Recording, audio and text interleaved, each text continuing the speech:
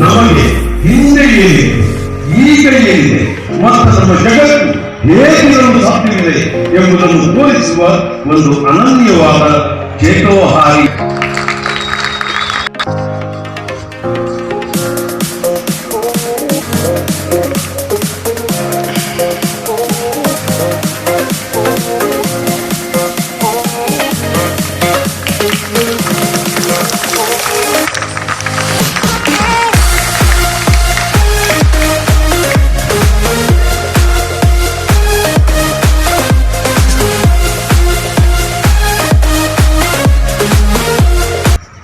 ಬಹಳ ದೊಡ್ಡ ಹೆಸರು ಹಾಲಿವುಡ್ನಲ್ಲಿ.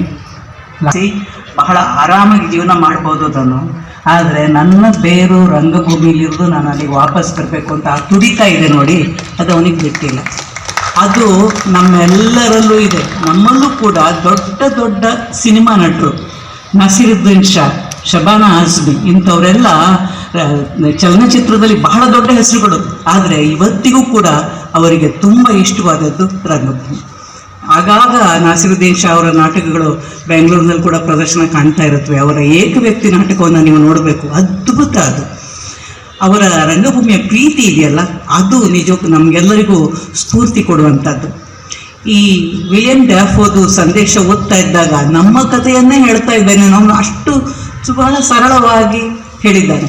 ನಮ್ಮೆಲ್ಲರ ಜೀವನದಲ್ಲೂ ಇದೇ ಅಂಶಗಳು ಆಗಿರೋದು. ನನಗೆ ಒಂದು ವಿಷಯದಲ್ಲಿ ಭಾಳ ಕುತೂಹಲ ಅನ್ನಿಸ್ತು. ಇವತ್ತಿನ ಸಭೆಯಲ್ಲೂ ಕೂಡ ನೋಡುವವರಿಗಿಂತ ಮಾಡುವವರೇ ಹೆಚ್ಚು ನೆರೆದಿದ್ದಾರೆ. ಅವನು ಹೇಳ್ತಾನಲ್ಲ, ಎಷ್ಟೋ ಬಾರಿ ನಮ್ಮ ನಾಟಕಗಳಲ್ಲಿ ಕಲಾವಿದರ ಸಂಖ್ಯೆನೇ ಜಾಸ್ತಿ ಇರ್ತಿತ್ತು ಅಂತ. ನನ್ನ ಜೀವನದಲ್ಲಿ ಅಂಥ ಒಂದು ಘಟನೆ ಆಗಿದೆ. ನಾನು ಒಂದು ಏಕವ್ಯಕ್ತಿ ಪ್ರದರ್ಶನ, ಶೇಕ್ಸ್ಪಿಯರ್ನ ಶ್ರೀಮತಿ ಅಂತ, ಅದನ್ನು ಒಂದು ಹೊಸ ಥಿಯೇಟ್ರ್ನಲ್ಲಿ 2 ಶೋ ಹಾಕ್ಕೊಂಡ್ಬಿಟ್ಟಿದ್ದೆ. ಒಂದು 7 ಗಂಟೆಗೆ 5 ಗಂಟೆಗೆ ಒಂದು ಶೋ, 7 ಗಂಟೆಗೆ ಒಂದು ಶೋ ಅಂತ ನಾನು ಹಾಕ್ಕೊಂಡಿದ್ದೆ. ಆ ಥಿಯೇಟ್ರು ಭಾಳ ಜನಕ್ಕೆ ಗೊತ್ತೇ ಇರಲಿಲ್ಲ. ನಂದು 5 ಗಂಟೆ ಶೋಗೆ 2 ಬಂದರು. ಸ್ವಲ್ಪ ಹೊತ್ತು ನೋಡಿದ್ವಿ, ಇನ್ಯಾರು 3ನೇವ್ರು ಬರ್ತಾರ ಅಂತ ಬರಲಿಲ್ಲ. ಸರಿ, ನಾನು ರಂಗದ ಮೇಲೆ ಹೊರಡೋಕ್ಕೆ ರೆಡಿಯಾದೆ. ಅವರು ಪ್ರೇಕ್ಷಕರು ಪಾಪ ಬೇಜಾರಿನಿಂದ, ಮೇಡಮ್ ನಮ್ಮಿಬ್ಬರಿಗೋಸ್ಕರ ಯಾಕೆ ಮಾಡ್ತೀರಾ, ನಾವು ಕಾಯ್ತೀವಿ, ಮುಂದಿನ ಶೋನಲ್ಲೇ ಕೂತ್ಕೊಂಡು ನೋಡ್ತೀವಿ ಅಂದರು. ನಾನು ಅಂದ್ಕೊಂಡೆ, ಇಲ್ಲ, ನನಗದು ಒಂದು ತಾಲೀಮು ಅಂತ ಅನ್ಕೋತೀನಿ. ನೀವು ಅಷ್ಟು ದೂರದಿಂದ ನಾಟಕ ನೋಡೋದಕ್ಕೆ ಬಂದಿದ್ದೀರಾ, ಅದರಿಂದ ನಾನು ಮಾಡೇ ಮಾಡ್ತೀನಿ ಅಂತ ಹೇಳಿ ಇಬ್ಬರು ಪ್ರೇಕ್ಷಕರಿಗೆ ನಾನು ನಾಟಕ ಮಾಡಿದೆ.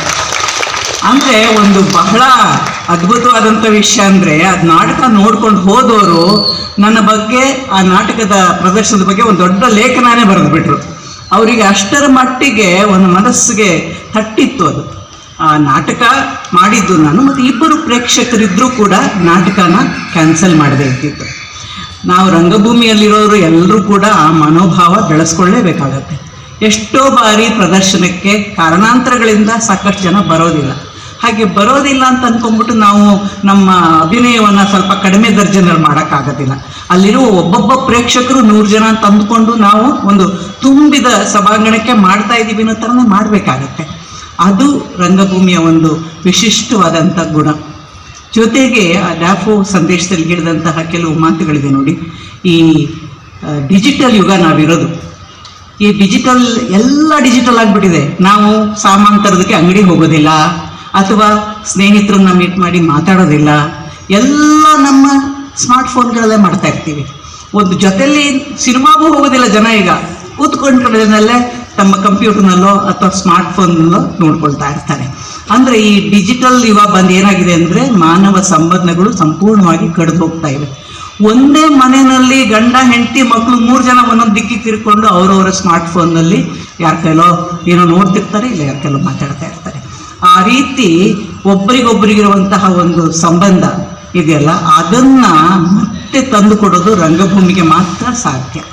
ಇಲ್ಲಿ ಇಷ್ಟು ಜನ ಕೂತ್ಕೊಂಡು ಒಂದು ಜೀವಂತವಾದಂತಹ ಒಂದು ಪ್ರದರ್ಶನವನ್ನ ಜೀವಂತ ವ್ಯಕ್ತಿಗಳು ಕೂತ್ಕೊಂಡು ನೋಡೋದಿದೆಯಲ್ಲ, ಅದು ರಂಗಭೂಮಿಯಲ್ಲಿ ಮಾತ್ರ. ಒಂದು ಸಂವಾದ ಸಾಧ್ಯ ಇದೆ, ಇಲ್ಲಿ ಒಂದು ಸಂವಹನ ಆಗತ್ತೆ. ಇದು 2 ವೇ, ಅವೆಲ್ಲ 1 ವೇ ಟ್ರಾವೆಲ್ದಂಗೆ. ನೀವು ನೋಡ್ತಾ ಇರೋರು ಅಲ್ಲಿ ಮಾಡ್ತಾ ಇರೋರಿಗೆ ನೀವು ಯಾರು ಅನ್ನೋದು ಗೊತ್ತಿಲ್ಲ, ನೀವು ನೋಡ್ತಾ ಇದ್ದೀರಿ ಅನ್ನೋದು ಗೊತ್ತಿಲ್ಲ. ಅಲ್ಲಿ ಯಾವುದೇ ರೀತಿಯ ಸಂವಾದಕ್ಕೆ ಅವಕಾಶ ಇರೋದಿಲ್ಲ. ಅದರಿಂದಾಗಿ ರಂಗಭೂಮಿ ಮಾತ್ರವೇ ಈ ರೀತಿಯ ಒಂದು ಸಂವಾದನ ಮಾಡೋದಕ್ಕೆ ಸಾಧ್ಯ. ಜೊತೆಗೆ ನನಗನ್ಸೋದು ರಂಗಭೂಮಿ ಯಾವಾಗ ಹುಟ್ಟಿತು ಅಂದರೆ, ಈಗ ವಿಶ್ವರಂಗ ದಿನಾಚರಣೆಯನ್ನು 1962ರಿಂದ ಶುರು ಮಾಡಿದರು. ಇಂಟರ್ನ್ಯಾಷನಲ್ ಥಿಯೇಟರ್ ಇನ್ಸ್ಟಿಟ್ಯೂಟ್ಸ್ ಅಂತ ಪ್ರಪಂಚದಾದ್ಯಂತ ಎಲ್ಲ ಕಡೆ ಈ ಒಂದು ರಂಗಭೂಮಿ ದಿನಾಚರಣೆಯನ್ನು ಶುರು ಮಾಡಿದರು. ಆದರೆ ರಂಗಭೂಮಿ ಬಹುಶಃ ಮನುಷ್ಯ ಕುಲದ ಜೊತೆಗೆ ಹುಟ್ಟಿತು ಅನ್ಸುತ್ತೆ. ಯಾಕೆಂದರೆ ಭಾಷೆಗಿಂತ ಹಳೆಯದು ರಂಗಭೂಮಿ. ಜನ ಭಾಷೆಗಿಂತ ಮುಂಚೆ ಹೇಗೆ ಒಬ್ಬರ ಜೊತೆ ಒಬ್ಬರು ಸಂವಹನ ಮಾಡ್ತಾ ಇದ್ರು? ಸನ್ನೆಗಳ ಮೂಲಕ, ಅಭಿನಯಿಸುವುದರ ಮೂಲಕ. ತಮ್ಗೆ ಏನು ಬೇಕು, ತಾವೇನು ಮಾಡಬೇಕು ಅನ್ನೋದು ಅಭಿನಯಿಸೋದ್ರ ಮೂಲಕನೇ ಅವರು ಸಂವಹನ ಮಾಡಿರಬೇಕು. ಅದೇ ರಂಗಭೂಮಿ, ಅದೇ ರಂಗಭೂಮಿಯ ಹುಟ್ಟು. ಅದು ಮುಂದೆ ಬೆಳೀತಾ ಬೆಳೀತಾ ಬೇರೆ ಬೇರೆ ಸ್ವರೂಪಗಳನ್ನು ಪಡ್ಕೊಂಡಿದೆ. ಜೊತೆಗೆ ರಂಗಭೂಮಿ ನಮ್ಮ ಸಮಸ್ಯೆಗಳನ್ನು, ನಮ್ಮ ಸಂಕಟಗಳನ್ನು, ನಮ್ಮ ಸಂತೋಷವನ್ನು, ನಮ್ಮ ಸಂಘರ್ಷಗಳನ್ನು ಎಲ್ಲವನ್ನೂ ಕೂಡ ಮುಕ್ತವಾಗಿ ಹೇಳೋದಕ್ಕೆ ಸಾಧ್ಯ. ಬೇರೆ ಯಾವ ಮಾಧ್ಯಮಕ್ಕೂ ಇದು ಸಾಧ್ಯ ಇಲ್ಲ. ಅದಕ್ಕೆ ಒಂದು ಕಾರಣ, ರಂಗಭೂಮಿಯಲ್ಲಿ ಹೆಚ್ಚು ದುಡ್ಡಿಲ್ಲದೆ ಇರೋದು. ಅದು ಒಂದು ರೀತಿ ಬ್ಲೆಸ್ಸಿಂಗ್ ಅಂತಲೇ ಅನ್ಕೋಬೇಕು. ಯಾಕೆಂದರೆ ಸಿನಿಮಾ ಮಾಡೋರು, TV ಸೀರಿಯಲ್ ಮಾಡೋರು ಅದು ತುಂಬ ಹಣ ಹಾಕಿರ್ತಾರೆ. ಆ ಹಣ ವಾಪಸ್ ಬರಬೇಕು, ಅದಕ್ಕೆ ಅಡ್ವರ್ಟೈಸ್ಮೆಂಟ್ಸ್ ಕೊಡ್ಬೇಕು ಯಾರು. ಅದೆಲ್ಲ ಕೊಡಬೇಕಾದ್ರೆ ನೀವು ಅವರೆಲ್ಲ ಮೆಚ್ಚುವಂಥದ್ದನ್ನು ಮಾಡಬೇಕಾಗತ್ತೆ. ಆದರೆ ರಂಗಭೂಮಿನಲ್ಲಿ ಆ ಒತ್ತಡ ಇರೋದಿಲ್ಲ. ನಾವು ಒಂದು ಬೀದಿ ನಾಟಕ ಆಡುವಾಗಲೋ ಅಥವಾ ಒಂದು ಬೇರೆ ಯಾವುದೇ ಒಂದು ರಂಗ ಪ್ರದರ್ಶನ ಮಾಡುವಾಗ ಇದು ಯಾರೋ ಒಬ್ಬ ದೊಡ್ಡ ಫೈನಾನ್ಷಿಯರ್ಗೆ, ಒಬ್ಬ ದುಡ್ಡು ಕೊಡಬಲ್ಲವ್ರಿಗೆ ಇಷ್ಟ ಆಗುತ್ತಾ ಇಲ್ವಾ ಅಂತ ಅಂದ್ಕೊಂಡು ನಾವು ಮಾಡಬೇಕಾಗಿಲ್ಲ. ನಮಗೆ ಅನಿಸಿದ್ದನ್ನು, ಸಮಾಜಕ್ಕೆ ಯಾವುದು ಅಗತ್ಯ ಇದೆ ಅದನ್ನು ಮುಕ್ತವಾಗಿ ಹೇಳುವಂಥ ಸ್ವಾತಂತ್ರ್ಯ ರಂಗಭೂಮಿಗಿದೆ. ಅದನ್ನ ಹಿಡಿದಿರೋ ಪ್ರಯತ್ನಗಳು ಸಾಕಷ್ಟು ನಡೆದಿವೆ, ಅದು ಬೇರೆ ವಿಷಯ. ಆದರೂ ಕೂಡ ರಂಗಭೂಮಿಯ ಕಾರ್ಯಕರ್ತರು ಧೈರ್ಯ ಕಳ್ಕೊಂಡಿಲ್ಲ. ಇವತ್ತಿಗೂ ಕೂಡ ಅದೊಂದು ರೀತಿ ಹೋರಾಟ ನಮ್ಮದು.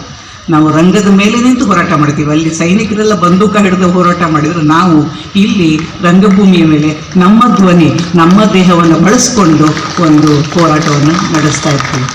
ಅದರಲ್ಲೂ ಇವತ್ತಿನ ದಿನ ಮತಾಂಧತೆಯಿಂದಾಗಿ, ಯುದ್ಧದಿಂದಾಗಿ ಮಾನವ ಜನತೆ ಹಾಳಾಗ್ತಾ ಇರಬೇಕಾದ್ರೆ, ಎಷ್ಟೋ ಸಾವಿರಾರು ಅಮಾಯಕರು ಬಲಿಯಾಗ್ತಾ ಇರಬೇಕಾದ್ರೆ ಯಾರದೋ ಹುಚ್ಚುತನದಿಂದ, ಅಲ್ಲಿ ರಂಗಭೂಮಿಗೆ ಬಹಳ ಮುಖ್ಯವಾದಂಥ ಪಾತ್ರ ಇದೆ. ಜನರನ್ನು ಎಚ್ಚರಿಸುವುದು, ಯುದ್ಧ ವಿರೋಧಿ ಹಾಡುಗಳನ್ನು, ನಾಟಕಗಳನ್ನು ಮಾಡಿ ಯುದ್ಧದಿಂದ ಯಾರಿಗೂ ಲಾಭ ಇಲ್ಲ, ಅದು ಮಾನವ ಕುಲವನ್ನು ಹಾಳು ಮಾಡುತ್ತೆ ಅನ್ನುವ ಒಂದು ಸಂದೇಶವನ್ನು ಮುಟ್ಟಿಸೋದು ರಂಗಭೂಮಿಗೆ ಸಾಧ್ಯ. ಅದು ಒಂದು ಲೈವ್ ಪರ್ಫಾರ್ಮೆನ್ಸಲ್ಲಿ ಮಾಡಿದಾಗನೇ ಅದಕ್ಕೆ ಹೆಚ್ಚು ಅರ್ಥ ಸಿಕ್ಕೋದು. ನಂದು ಒಂದು, ಮತ್ತೆ ನನ್ನ ವಿಷಯಕ್ಕೆ ಹೇಳಬೇಕು ಅಂತಂದರೆ, ಯಾವುದೋ ಒಂದು ಇಂಟರ್ನ್ಯಾಷನಲ್ ಕಾನ್ಫರೆನ್ಸಲ್ಲಿ ನಂದು ಹೆಣ್ಣಲ್ಲವೇ ಅನ್ನೋದು ಅದರ ಇಂಗ್ಲೀಷ್ ರೂಪಾಂತರನ ಮಾಡಿದ್ದೆ. ಅದು ಇಂಟರ್ನ್ಯಾಷನಲ್ ವಿಮೆನ್ಸ್ ಕಾನ್ಫರೆನ್ಸು. ದೊಡ್ಡ ದೊಡ್ಡ ಭಾಷಣಕಾರರೆಲ್ಲ ಬಂದಿದ್ದರು. ಅವರೆಲ್ಲ ಭಾಷಣ ಮಾಡಿದರು ಹೆಣ್ಣಿನ ಸಮಸ್ಯೆಗಳ ಬಗ್ಗೆ, ಆಗ್ತಾ ಇರೋದ್ರ ಬಗ್ಗೆ. ಅಲ್ಲಿ ಯಾರೋ ಒಬ್ಬರು ನಂಗೆ ಹೇಳಿದರು, your play shed more than all the speeches head shed ಅಂತ. ಅಂದರೆ ಭಾಷಣಕ್ಕಿಲ್ಲದೆ ಇರುವಂಥ ಒಂದು ಶಕ್ತಿ ರಂಗಭೂಮಿಗಿದೆ.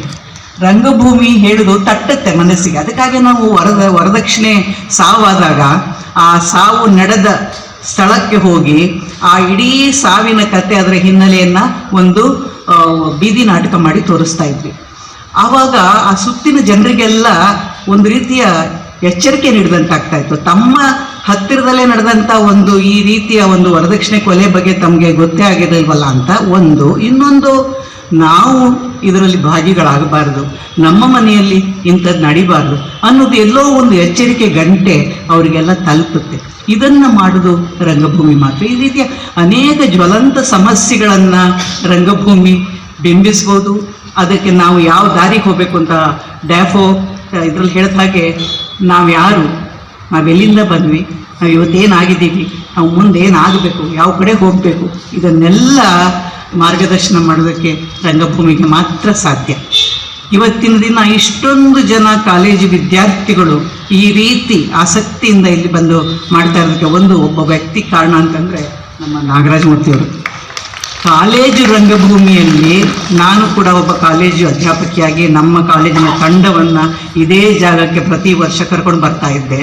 ಅದರಿಂದ ಗೊತ್ತು ನನಗೆ ಈ ಇಡೀ ಸಭಾಂಗಣ ತುಂಬಿ ಹೋಗಿರ್ತಿತ್ತು, ತುಂಬಿ ಜಾಗ ಇರ್ತಿರ್ಲಿಲ್ಲ ಕೂತ್ಕೊಳ್ಳೋದಕ್ಕೆ. ಹಾಗೆ ವಿದ್ಯಾರ್ಥಿಗಳು ರಂಗಭೂಮಿಗೆ ಬರೋಕ್ಕೆ ಶುರುವಾಗಿದ್ದು ಅದು ನಿಜವಾಗ್ಲೂ ಕೂಡ ಈ ಭಾರತೀಯ ಯಾತ್ರಾ ಕೇಂದ್ರ ನಡೆಸ್ತಾ ಇದ್ದಂತಹ ಒಂದು ರಂಗ ಸ್ಪರ್ಧೆಗಳಿಂದ.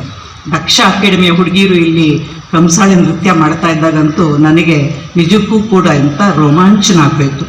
ಒಂದು ಗಂಡು ಕಲೆಯನ್ನು ಹೆಣ್ಣು ಮಕ್ಕಳು, ಅದು ಹೆಣ್ಣಿನ ಮುಖದ ದೇಹದ ಲಾಲಿತ್ಯವನ್ನು ಸೇರಿಸಿ ಎಷ್ಟು ಸುಂದರವಾಗಿ ಮಾಡಿಬಿಟ್ರು. ಇದು ಕೂಡ ಬಹುಶಃ ಈ ಭಾರತೀಯ ಯಾತ್ರಾ ಕೇಂದ್ರ, ಈ ಜಾನಪದ ಸ್ಪರ್ಧೆ, ನೃತ್ಯ ಸ್ಪರ್ಧೆ ಇದನ್ನೆಲ್ಲ ಶುರು ಮಾಡಿದ ಮೇಲೆ ಬಂದಂಥ ಒಂದು ಬೆಳವಣಿಗೆ ಅಂತ ನಾನು ಅಂದ್ಕೋತೀನಿ. ಮೂಕಾಭಿನಯ ಇರಬಹುದು, ರಂಗ ದೃಶ್ಯಾವಳಿ ಇರಬಹುದು, ಇವೆಲ್ಲವೂ ಕೂಡ ಇವತ್ತು ಬಹಳ ಜನಪ್ರಿಯವಾಗಿದೆ. ಹೆಚ್ಚು ಹೆಚ್ಚು ಕಾಲೇಜು ವಿದ್ಯಾರ್ಥಿಗಳು ಇದರಲ್ಲಿ ಭಾಗವಹಿಸ್ತಾ ಇದ್ದಾರೆ. ಮುಂದೆ ರಂಗಭೂಮಿಯನ್ನು ನಡೆಸ್ಕೊಂಡು ಹೋಗುವ ಭಾರ ನಿಮ್ಮ ಹೆಗಲ ಮೇಲಿದೆ. ಆದ್ದರಿಂದ ನಿಮ್ಮನ್ನು ನೀವು ಸಂಪೂರ್ಣವಾಗಿ ರಂಗಭೂಮಿಯಲ್ಲಿ ತೊಡಗಿಸ್ಕೊಳ್ಳಿ. ನಿಮ್ಮ ಸುತ್ತಮುತ್ತಿನ ಜನರನ್ನು ರಂಗಭೂಮಿಗೆ ತನ್ನಿ. ಇದರಿಂದ ನೀವು ಕೂಡ ಬೆಳೀತೀರಾ, ಸಮಾಜವನ್ನು ಕೂಡ ಹೆಚ್ಚು ಸ್ವಸ್ಥವಾಗಿಡ್ತೀರಾ.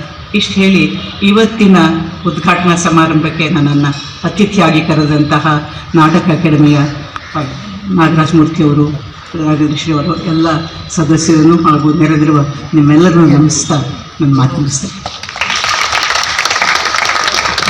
ಧನ್ಯವಾದಗಳು. ಅವ್ರನ್ನ ಗೌರವಿಸಬೇಕು ಅಂತ ಹೇಳಿ ದಾಕ್ಷಾಯಣಿ ಭಟ್ ಅವ್ರನ್ನ ಮತ್ತೆ ಸವಿತಾ ರವಿಶಂಕರ್ ಅವ್ರನ್ನ ಕೇಳ್ತಾರೆ.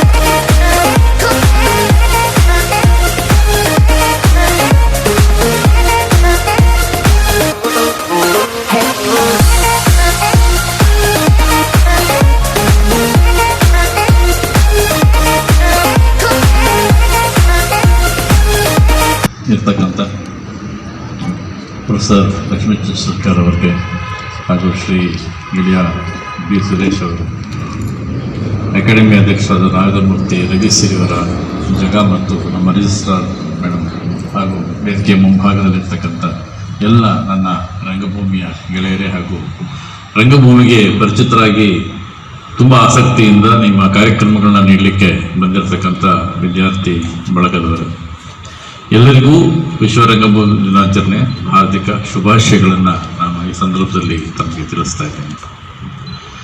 ಇವತ್ತು ಕರ್ನಾಟಕದ 30 ಜಿಲ್ಲೆಗಳಲ್ಲೂ ಕರ್ನಾಟಕ ನಾಟಕ ಅಕಾಡೆಮಿಯ ಆಶ್ರಯದಲ್ಲಿ ಸಹಯೋಗದೊಂದಿಗೆ ಒಟ್ಟು ವಿಶ್ವ ರಂಗಭೂಮಿ ದಿನಾಚರಣೆಯನ್ನು ತುಂಬ ವಿಶೇಷವಾಗಿ ಆಚರಿಸ್ತಾ ಇದ್ದಾರೆ. ನಿಮ್ಮ ಹಾಗೆ ಎಲ್ಲ ಕಾಲೇಜ್ ವಿದ್ಯಾರ್ಥಿಗಳನ್ನು ಒಟ್ಟಾಗಿ ಎಲ್ಲ ಕಡೆನೂ ಸೇರಿಸಿ, ಅದು ಬೀದಿ ನಾಟಕ ಆಗಿರ್ಬೋದು, ರಂಗಗೀತೆ ದೃಶ್ಯಾವಳಿಗಾಗಿರ್ಬೋದು, ಅಥವಾ ಬೇರೆ ಬೇರೆ ಥರದ ಚಟುವಟಿಕೆಗಳನ್ನ ಕೂಡ ಮಾಡ್ತಾ ಇದ್ದಾರೆ.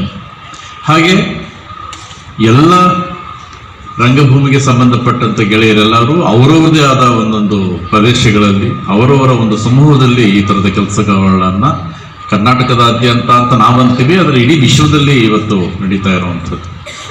ಈಗಷ್ಟೇ ವಿಶ್ವ ರಂಗಭೂಮಿ ದಿನಾಚರಣೆ ಸಂದರ್ಭದ ಸಂದೇಶವನ್ನು ಬಿ ಸುರೇಶ್ ಅವರು ಓದಿದ್ರು.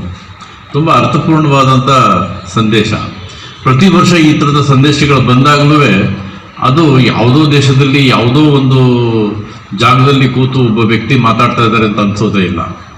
ಇದು ನಾವು ಹೇಳಬೇಕಾದಂಥ ಮಾತನ್ನ ಅಥವಾ ನಮ್ಮ ನೆಲಕ್ಕೆ ಅನ್ವಯಿಸುವಂಥ ಮಾತುಗಳನ್ನು, ನಮ್ಮ ಜನ ಅನುಭವಿಸ್ತಿರ್ತಕ್ಕಂಥ ಸಮಸ್ಯೆಗಳನ್ನು ಅಥವಾ ನಾವು ಅನುಭವಿಸ್ತಿರ್ತಕ್ಕಂಥ ಬೇರೆ ಬೇರೆ ಥರದ ಸಂಕಷ್ಟಗಳನ್ನು ಅವರು ಗುರುತಿಸಿ ಮಾತಾಡ್ತಾ ಇದ್ದಾರೆ ಅಂತ ಅನ್ಸೋಕ್ಕೆ ಶುರು ಆಗಿಬಿಡುತ್ತೆ. ಇವತ್ತು ನಾವು ತುಂಬ ದುರಿತ ಕಾಲ ಅಂತ ಸುಮಾರು ಒಂದು 15 ವರ್ಷಗಳಿಂದ ಹೇಳ್ಕೊಂಡು ಬರ್ತಾ ಇದ್ದೀವಿ. ಈಗ ದುರಿತ ಅಲ್ಲ, ಇನ್ನೂ ತುಂಬ ದುರಂತಕ್ಕೆ ಹತ್ತಿರಕ್ಕೆ ಹೋಗ್ತಾ ಇದ್ದೀವಿ, ತಮಗೆಲ್ಲ ಗೊತ್ತಿರೋ ಹಾಗೆ.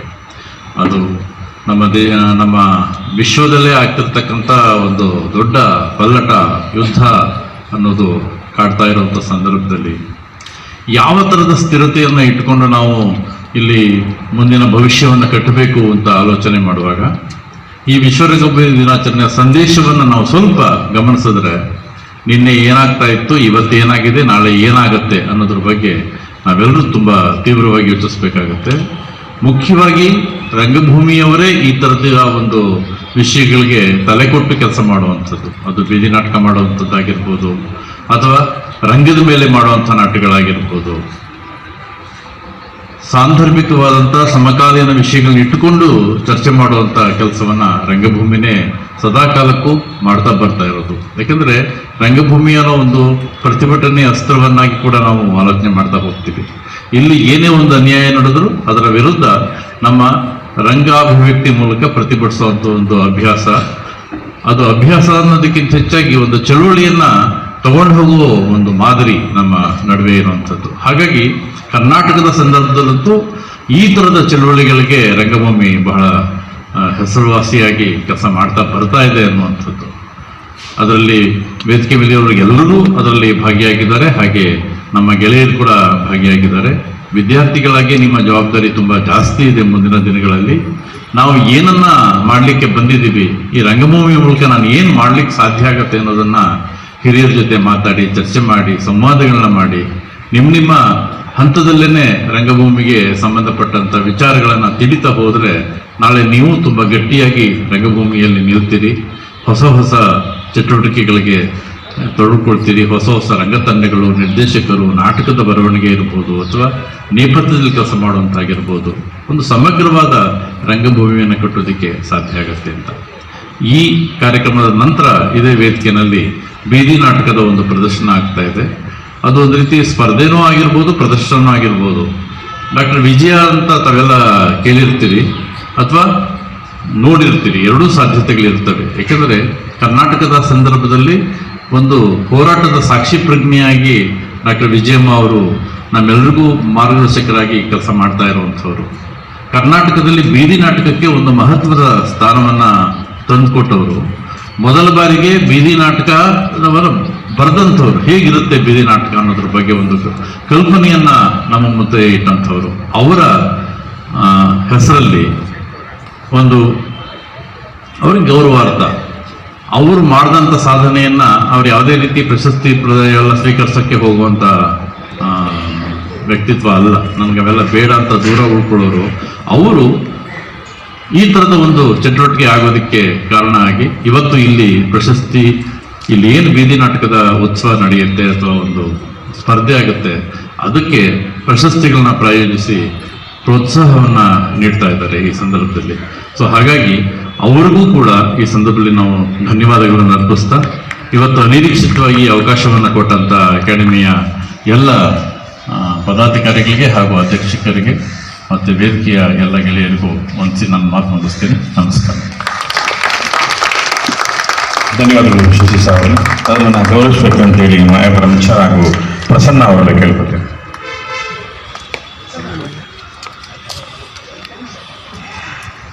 ಈ ಮುಂದೆ ನೀವು ವೇದಿಕೆ ಮೇಲೆ ಕಾಣಲು ಬೀದಿ ನಾಟಕಗಳನ್ನ ಸಂಘಟಿಸುವಲ್ಲಿ ಭರತ್ ಅವರು ಕೆಲಸ ಮಾಡಿದ್ದಾರೆ. ದಯಮಾಡಿ ಭರತ್ ವೇದಿಕೆಗೆ ಬರಬೇಕು ಅಂತ ಕೇಳ್ಕೊತೇನೆ.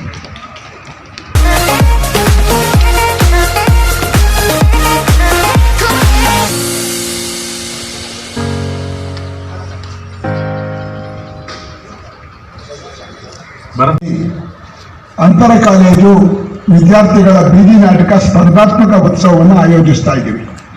ಕಳೆದ 3 ವರ್ಷಗಳಿಂದ ನಿರಂತರವಾಗಿ ನಮ್ಮ ಜೊತೆಯಲ್ಲಿ ಕೈ ಜೋಡಿಸಿ ಕೆಲಸ ಮಾಡ್ತಿರ್ತಕ್ಕಂಥವ್ರು ಶ್ರೀ ಭರತ್ ಅವರು. ಭರತ್ ಅವ್ರಿಗೆ ನಾನು ಬರೀ ಒಂದು ಫೋನ್ ಮಾಡಿ ಹೇಳಿರ್ತೀನಿ, ಭರತ್ಗೆ ಮತ್ತು ವಲ್ಲಭನ್ಗೆ. ವಲ್ಲಭ ಈ ಸತಿ ಶೂಟಿಂಗ್ ಅಂತ ಅಲ್ಲೇ ಇದ್ಬಿಟ್ಟಿದ್ದ. ಆದರೆ ಭರತ್ ಮಾತ್ರ ಪಾಪ ಪೂರ್ಣ ಪ್ರಮಾಣದಲ್ಲಿ ತೊಡಗಿಸ್ಕೊಂಡು ಇಡೀ ಬೀದಿ ನಾಟಕದ ಉತ್ಸವನ ಆಯೋಜನೆಗೆ ಪೂರ್ಣ ನೆರವಾದವನು ಭರತ್ಗೆ ನಿಮ್ಮೆಲ್ಲರ ಪರವಾಗಿ ಅಭಿನಂದನೆಗಳು. ಈಗ ಡಾಕ್ಟರ್ ವಿಜಯಮ್ಮ ಅವರು, ವಿಜಯಮ್ಮ ಅವರ ಪರವಾಗಿ ಡಿ ಸುರೇಶ್ ಅವರು ಗೌರವಿಸಬೇಕು. ಸುರೇಶ್ ಮತ್ತು ರವಿ ಅವರು.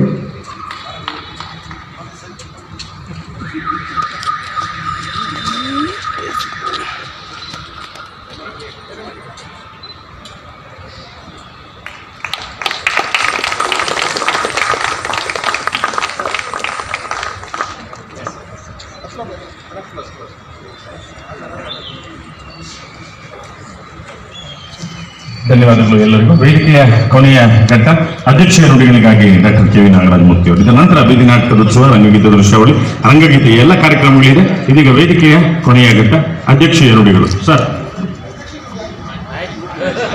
ಧನ್ಯವಾದ. ಅಪಾರ ಮನ್ನಣೆಯನ್ನ ರವೀಂದ್ರನಾಥ್ ಸಿರ್ವರ್ ಅವರು ಮಾಡಬೇಕು ಅಂತ ಕೇಳ್ಕೊತೇನೆ.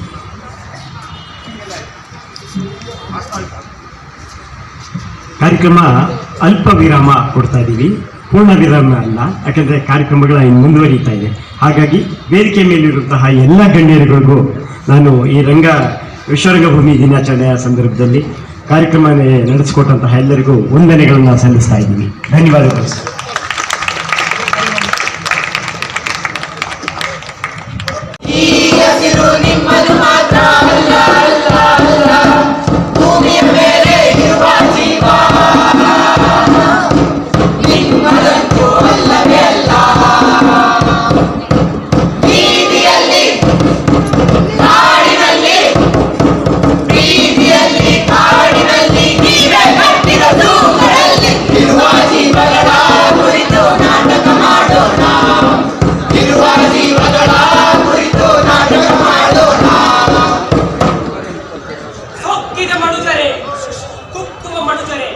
ಪ್ರಾಣಿಗಳಿಗೂ ಪಕ್ಷಿಗಳಿಗೂ ಬದುಕುವ ಹಕ್ಕಿದೆ.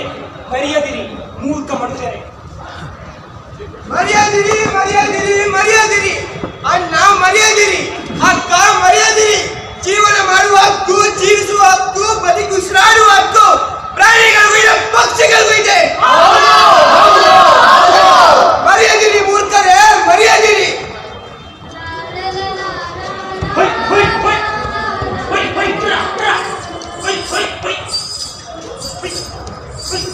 ಅಲ್ಲ, ಆ ಎತ್ತುಗಳಿಗೆ ನೋವಾಗುತ್ತೆ ಅಂತ ಗೊತ್ತಿಲ್ಲ.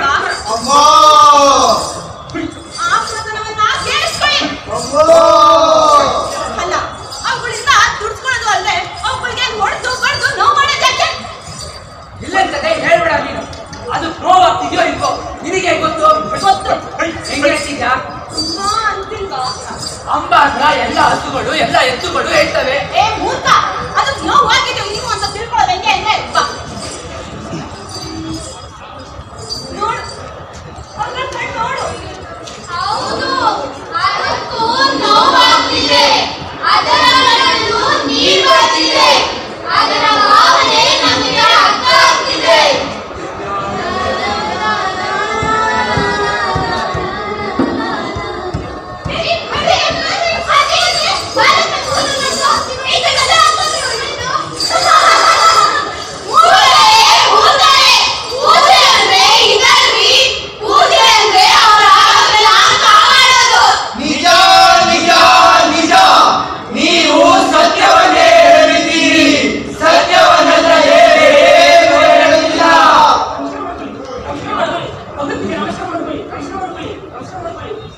ತುಂಬಾ ಪುಣ್ಯ. ಈ ಮೂರ್ ಪುಣ್ಯವು ತಗೊಂಡು ಬಿಟ್ಟು ಬಂದು ಏನು ಮಾತಾಡೋದಂತೆ.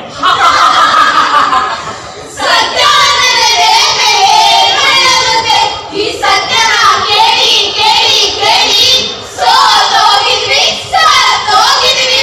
ಸತ್ಯವ ಹೇಳೋಣ ನಾವು, ಸತ್ಯವ ಹೇಳೋಣ, ಸತ್ಯವ ಹೇಳೋಣ ನಾವು, ಸತ್ಯವ ಹೇಳೋಣ.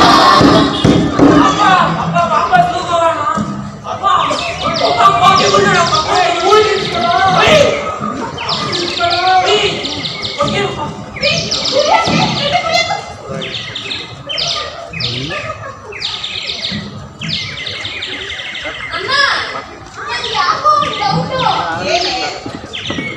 ಫಿಶ್ ಊಟ ಕಡಲೆಪುರಿನಮ್ಮ? ಅಯ್ಯೋ, ಅದೇ ನಾನು ಅಭಿವೃದ್ಧಿ ಸುಮ್ಮನೆ. ಅಪ್ಪ, ಕೋತಿಗಳು ಊಟ ಚಿಪ್ಸ್ ಮತ್ತೆ ಜ್ಯೂಸ ಅಪ್ಪ.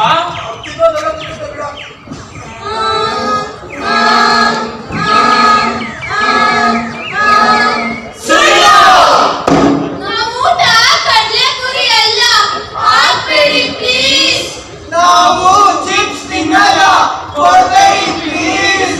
ಹೌದಲ್ವಾ, ನಾವು ಪ್ರಾಣಿಗಳ ಊಟ ತಿಂತೀವ, ಅವುಗಳ ಊಟನೇ ಬೇರೆ ಇರುತ್ತೆ, ನಮ್ಗಳ ಊಟನೇ ಬೇರೆ ಇರುತ್ತೆ. ನಾವು ಮಾಡ್ತಿರೋದು ತಪ್ಪಲ್ವಾ? ನಾವು ನಾವು ನಾವು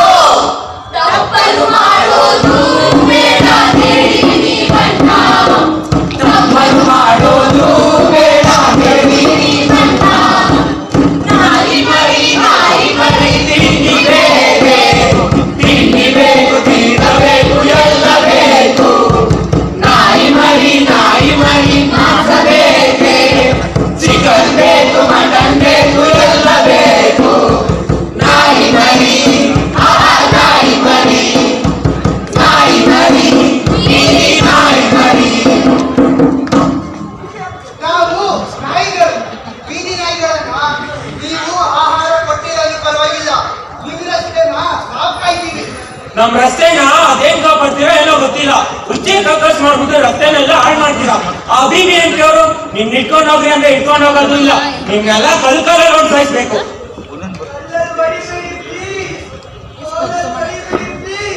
ನಾವು ಜೀವಿಗಳೇ, ನಾವೇ ನಿಮ್ಮ ಮೇಲೆ ಸೃಷ್ಟಿ ಆಗಿಲ್ವಾ? ನೀವ್ ಹಾಕಿರೋ ಹೆಚ್ಚಿದ್ರೆ ಅನ್ನ ತಿಂತೀವಿ, ಬಿಸಾಕಿರೋ ಮೂಳೆ ತಿಂತೀವಿ. ನಿಮ್ ಮನೆ ಊಟಕ್ಕೆ ನಾವ್ ಕಾಯ್ತೀವ, ನಮ್ನ ಯಾಕೆ ಸಾಯಿಸ್ತೀರಾ? ಯಾಕೆ ಸಾಯಿಸ್ತೀವಿ ಗೊತ್ತಾ? ನಮ್ನ ಕಚ್ಚಿ ರೇಣಸ್ ಕೈಲಿ ಬಂದು ಸಾಯಿಸ್ತಿರಲ್ಲ ಅದಕ್ಕೆ. ನಮ್ಗೆ ಗೊತ್ತಾಗಲ್ಲ ಸಾಯಿಸ್ತೀರಾ ಅಂತ, ನಾವೇ ಸಾಯಿಸ್ತೀವ ಕಾಯಿಲೆ ಅಂತ. ನೀರ್ ಸಾಕಿರೋ ನಾಯಿ ಆದ್ರೆ ಎಷ್ಟು ಮುದ್ದು ಮಾಡ್ತೀರಿ, ಮೂತಿಗೆ ಮುತ್ತಿಡ್ತೀರಿ, ಅದೆಂತದ ಊಟ ಹಾಕ್ತೀರಿ, ವ್ಯಾಕ್ಸಿನೇಷನ್ ಎಲ್ಲ ಹಾಕ್ತೀರಿ. ನಮ್ನ ನೋಡ್ಕೊಳ್ಳೋರು ಯಾರು? ಮಾತ್ರ ಅಲ್ವಾ ನಾವು. ನಾವು ಮೂಕ ಪ್ರಾಣಿಗಳು. ನಮ್ಗೆ ಮಾತನಾಡಲ್ಲ. ನಮ್ ಭಾವನೆನ ನಮ್ ಕಣ್ಣಿನ ಮುಖಾಂತರ ತೋರಿಸ್ತೀವಿ. ನಾವು ಗಾಳ ಅಲ್ಲಾಡಿಸ್ತೀವಿ. ನಿಮ್ ಮೇಲೆ ಎಗರಾಡ್ತೀವಿ. ನಾವು ಮುದ್ದು ಮಾಡ್ತೀವಿ. ಆದ್ರೆ ನೀವೇನ್ ಮಾಡ್ತೀರಾ? ಬೀಗ ಹಾಕ್ತೀರಾ? ಅರಿಷ್ಟ ಆಗ್ತೀರಾ? ಕಲ್ಲು ಹೊಡ್ದು ಸಾಯ್ಸ್ಬೇಕು ಅಂತೀರಾ? ತಪ್ಪಲ್ವಾ? ನಾಯಿಗಳು ತುಂಬಾ ಮುದ್ದಾಗಿ ಸಾಕೋ ಪ್ರಾಣಿಗಳು, ಅವು ಬೀದಿ ನಿಂತರು ಅದೇ. ನಿಮ್ ಮನೆ ಸಾಕು ನಾಯಿಗಳು ಅವೇನೆ, ಆದ್ರೆ ನಿಮ್ ಮನೆ ಸಾಕು ನಾಯಿಗಳಿಗೆ ವ್ಯಾಕ್ಸಿನೇಷನ್ ಎಲ್ಲ ಹಾಕಿ ತುಂಬಾ ಆರೋಗ್ಯವಾಗಿ ಮುದ್ದಾಗಿ ಸಾಕಿರ್ತೀರಾ, ಅದಕ್ಕೆ ನಿಮ್ಗೇನು ಭಯ ಇರೋದಿಲ್ಲ. ಅದೇ ರೀತಿ ಬೀದಿ ನಾಯಿಗಳಿಗೂ ವ್ಯಾಕ್ಸಿನೇಷನ್ ಹಾಕಿದ್ರೆ ಜನಗಳು ಬೆದರಿಕೆಯಂತೆ ಸ್ವಲ್ಪ ಪ್ರೀತಿನೂ ಕೊಡ್ಬೋದಲ್ವಾ? ಇದನ್ನೆಲ್ಲ ಮಾಡಬೇಕಾಗಿರೋದು ಯಾರು?